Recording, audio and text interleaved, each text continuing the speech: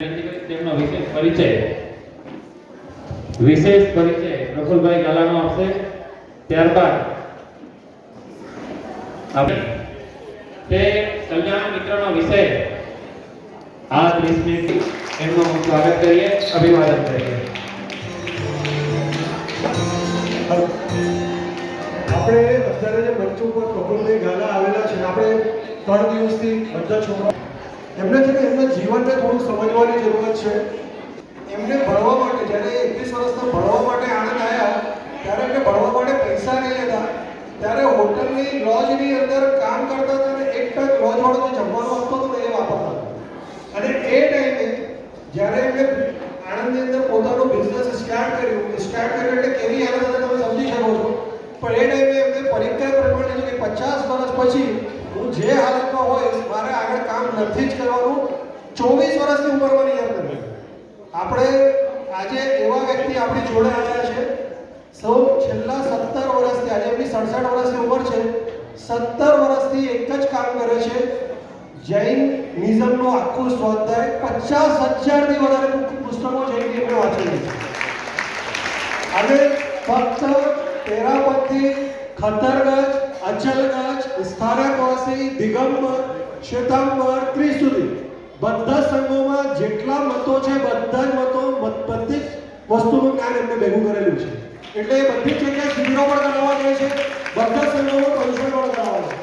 જ્યારે પર્યુષણ કરાવવા જાય ત્યારે 8 દિવસ સાધુ મહારાજની જેમ પોષણ કરે, પોષણની સાથે સાથે ગોચરી પણ લેવા જાય। આજાના ગામમાં જવાનું, પર્યુષણ કરાવવાનું, ત્યાં પણ જઈને ગોચરી બોરવા જવાનું, સાધુ મહારાજ જેવું જીવન જીવવાનું। એટલે આવું એમનું એક જીવનનું ટૂંકું પરિચય આપ્યું છે। આપણે હવે હેપી લાઈફ આપણા આગમોમાંથી કઈ રીતે કરી શકાશે આપણા જીવનને, એના માટેનો ટૂંકો સાર એમાંથી આપણે સમજીએ।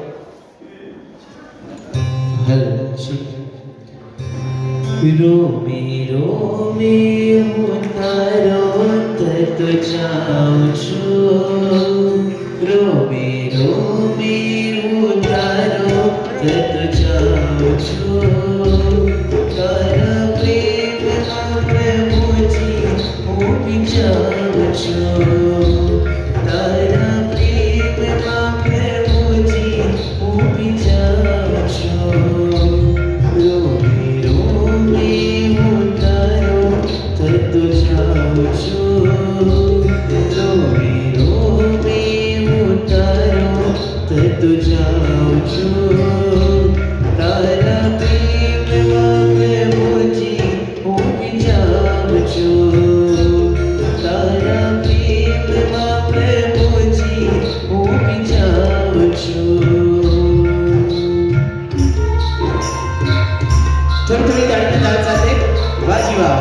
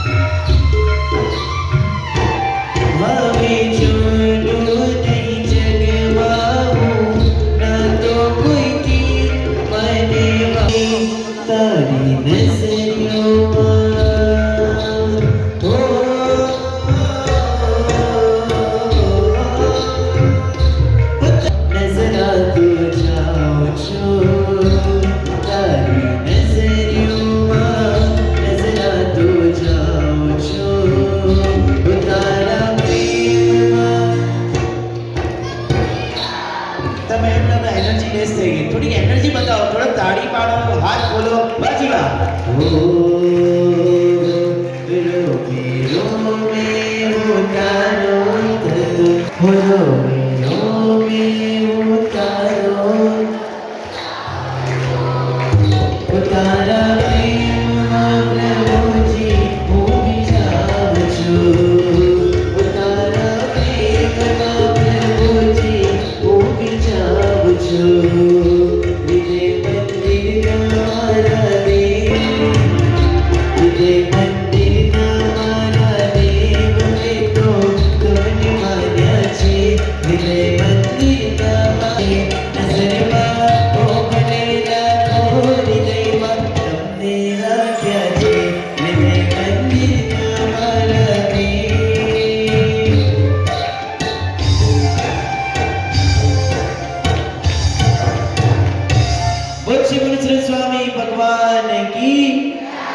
જય હો. પ્રણામ. શિબિરમાં તમને મજા આવી રહી છે? ફક્ત મજા આવે છે કે બહુ મજા આવે છે? તો આ બધા આયોજકોમાંથી તમારી સાત ચોવીસી માટે જૈન સંસ્થા માટે એક વખત જોરદાર તાળી.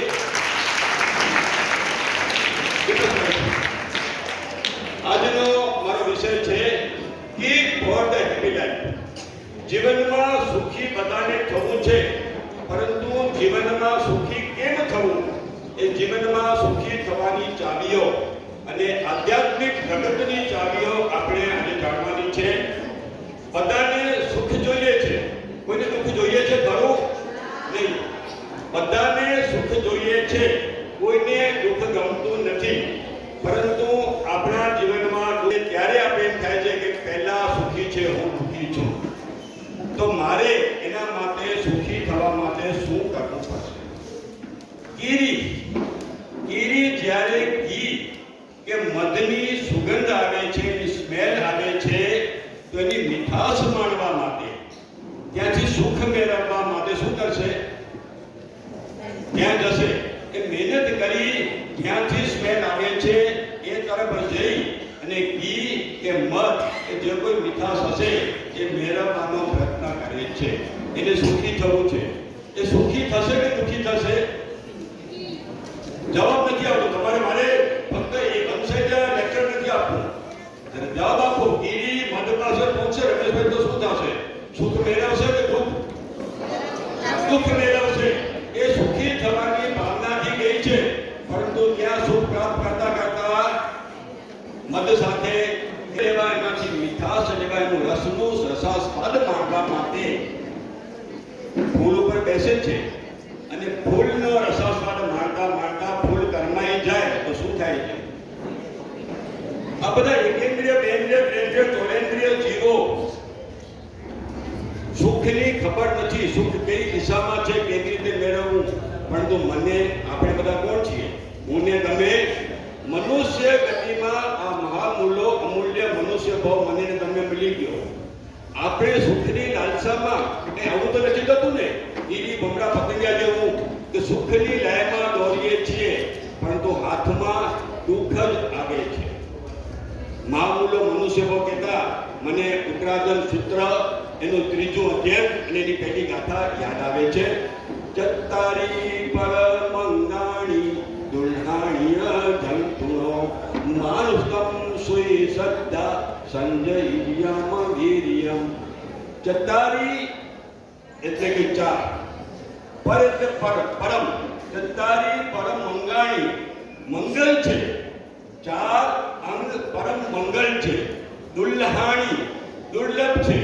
જંતુઓ જીવને મેળવવાના પરમ મહામંગલ ચાર અંગ ખૂબ જ દુર્લભ છે.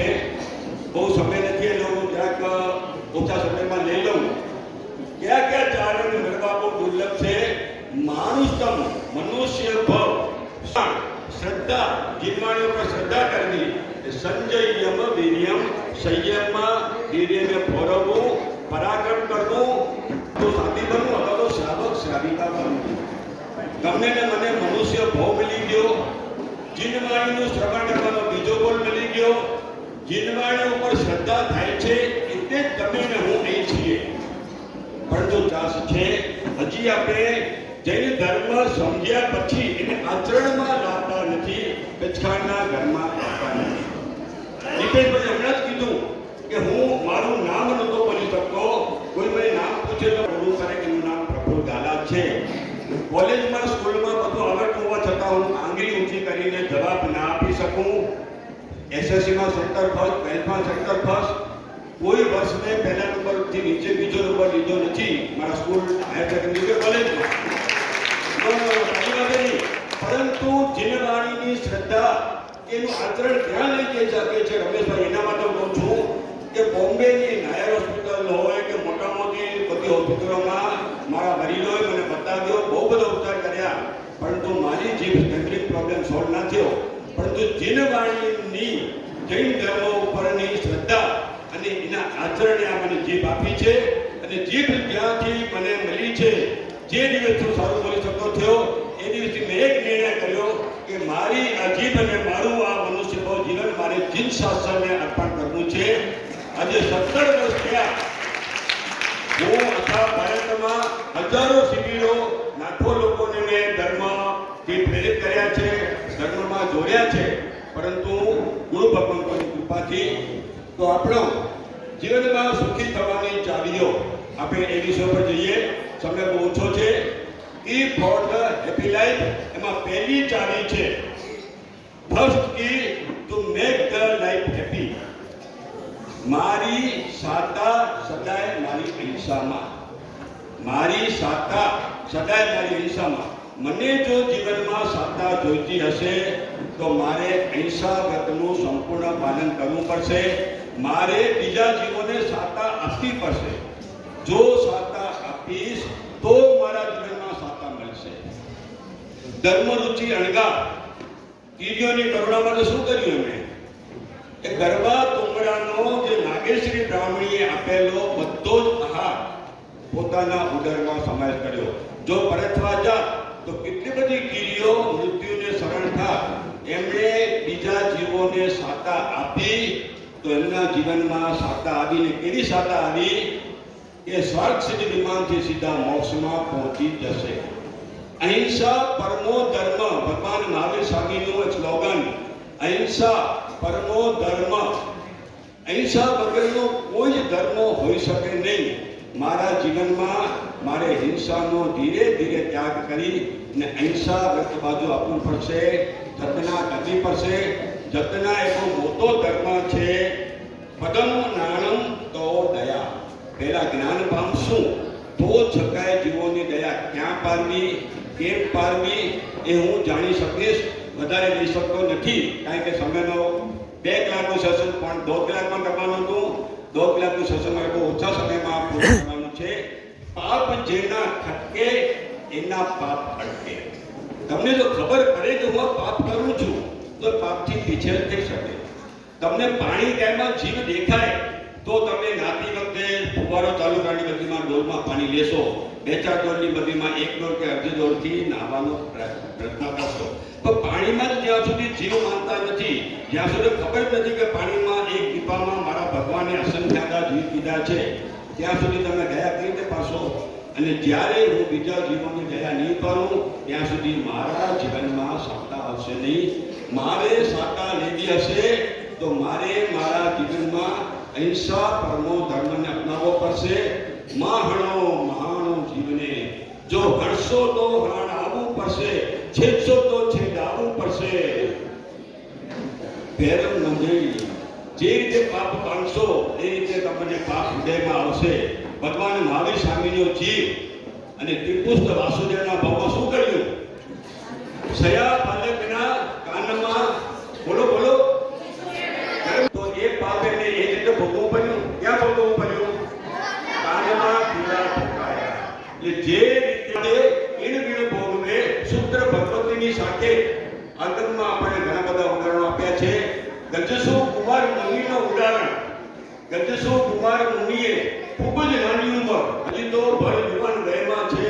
સવારે સંસારી, બપોરે સંયમી અને સાંજે શું કર્યું એમણે? પૃથ્વી કાયના જીવોની વિરાધના ના થાય એટલે માથું પણ હલવા માંડી. તમે વિચાર કરો કે તમને રસોડામાં એક પાણીનું ગરમ ટીપું જો પડે તો શું થાય? હા બોલ. એમના માથા ઉપર એ જ દિવસે લોચ કરેલું માથું હોય મહાત્માજીનું અને એમના ઉપર અંગારા ભરવામાં આવે, વેદના તો થઈ હશે, પરંતુ વેદના એમને સહન કરી તો એ જીવે પત્રિકાના જીવોની એટલી દયા પાડી કે અનંત સુખોના સ્વામી થઈને ક્યાં પહોંચી ગયા? સિદ્ધ શિલાએ પહોંચી ગયા. નેક્સ્ટ કે મને યાદ આવે છે ભગવાન મહાવીર સ્વામીની અંતિમ દેશના. ત્યાંથી પાવાપુરી નગરી 18 દેશના રાજાઓ એમની દેશના સંપર્કમાં આવ્યા છે. ઉત્તરાધન સૂત્ર અને વિપાકની સૂત્રની દેશના ચાલી રહી છે અને એમાંથી દુઃખ વિપાક સૂત્ર પહેલું અધ્યયન મુર્ગા લોધિયાનો અધિકાર. એક વખત ગૌતમ સ્વામીને મહાવીર સ્વામી એક નગરીમાં પધાર્યા છે. ગૌતમ સ્વામી ગોચરી માટે નગરમાં આવ્યા છે અને એમની નજર એક ભિખારી ઉપર પડી. આ બિચારાના નાકમાંથી, મોઢામાંથી, આંખમાંથી પાણી પડી રહ્યા છે, ભૂખ્યો છે. આવા જીવને જોઈને ગૌતમ સ્વામી પણ હલી ઉઠ્યા. ભગવાનને જઈને પ્રશ્ન કરે છે કે મેં મારા જીવનમાં આવો કોઈ દુઃખી જીવ જોયો નથી. આનાથી દુઃખી જીવ શું કોઈ હોઈ શકે? ભગવાન મહાવીર સ્વામી જવાબ આપે છે કે આ રાજ્યના રાજા રાણીના નગરીમાં આવતીકાલે તમે રાજમહેલમાં જજો અને એમને રાણીને કહેજો કે મારે તમારા પુત્રને ધર્મ લાભ આશીર્વાદ આપવા આવ્યો છું. રાજમહેલની ગોચરી સાધુને કલ્પે નહીં, એટલે ગોચરી માટે નહીં પણ ધર્મ લાભ આશીર્વાદ આપવા જાઓ એટલે કહેજો. અને ગૌતમ સ્વામી જાય છે. રાણી કહે છે મારા હો ભાગ્ય સ્વામી, તમે મારા આંગણે પધાર્યા. અને સ્વામીને શું પ્રયોજન કે તમારા દીકરાઓને આશીર્વાદ આપવા આવ્યો છું. બધા દીકરાઓને લાઈનમાં ઉભા દીધા. હજી એક દીકરો બાકી છે. કયો દીકરો બાકી છે ખબર છે કોઈને? યસ, બરાબર, મૃગા લોધિયો. હજી એક દીકરો બાકી છે. રાણી વિચારે છે કે આખા નગરમાં કોઈને ખબર નથી, મેં એને સંતાડીને ભોરામાં રાખ્યો છે, પણ આ તો ભગવાન બરાબર છે. ત્રિકાર જ્ઞાની, કેવર દર્શની. એટલે રાણી એમને લઈ જાય છે ભોરામાં અને જ્યાં મૃગા લોધિયાને જુએ છે, માંસનો લોચો, આંખના જગ્યાએ ખાડા, કાનના કોઈ ઇન્દ્રિયની પરિપૂર્ણતા નહીં. મને ને તમને બધી ઇન્દ્રિય પરિપૂર્ણ મળી છે, પરંતુ ધર્મ કરવો ગમે છે ખરો? ભૌતિક સુખોની લાયમાં આપણે એવા ભાગી રહ્યા છીએ કે ધર્મ કરવો હોય, ઉપાશ્રય દેરાસર જવું હોય તો એમાં પણ આપણને સમયનો અભાવ રહે છે. એ મૃગા લોધિયાને જોઈ એને આશીર્વાદ આપી ધર્મ લાભ સંભળાવી, માંગલિક સંભળાવીને ગૌતમ સ્વામી ભગવાન પાસે આવે છે, પૂછે છે કે આ જીવે એવા ક્યાં પાપ કર્યા હતા કે આવી એને વેદના? ત્યારે ભગવાન મહાવીર સ્વામી કહે છે, સ્વર્ગમાં કોઠોર નામનો પૂર્વ ભાવમાં રાજવી અને એણે પોતાના રાજ્યમાં નાના જીવોને કોઈ પણની ભૂલ થાય તો હાથ છેદી નાખે, નાક છેદી નાખે, કાન જીભ છેદી નાખે. અને આ બધું કરતા એને જે પાપ બાંધ્યા એ પાપને કારણે એને આ મૃગા લોધિયાનો ભાવ કરવો પડ્યો છે. એટલે આપણે જે પાપ બાંધશું, જે હિંસા કરશું, એ હિંસા આપણે ભોગવવી પડશે. Next, secondly to back the આઈપ્લેફી. મારી બીજી ચાવી, મારે સુખી થવું હોય તો શું? તો મારી શાંતિ સદાય મારી સહનશીલતામાં. લખી લેજો, ચાવીઓ જેને લખી લેજો, મારી શાંતિ સદાય મારી સહનશીલતામાં. જો તમારી પાસે સહનશીલતા હશે તો શાંતિ આવશે. રમેશભાઈ, એક પ્રશ્ન પૂછું.